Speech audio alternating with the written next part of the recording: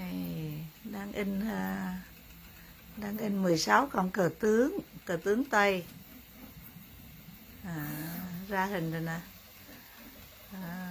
Ra hình con lính con ngựa, mấy con chốt,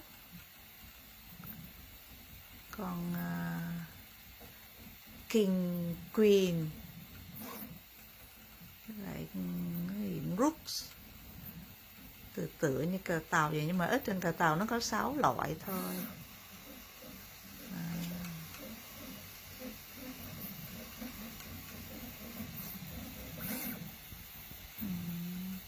In 5 tiếng đồng hồ mới xong.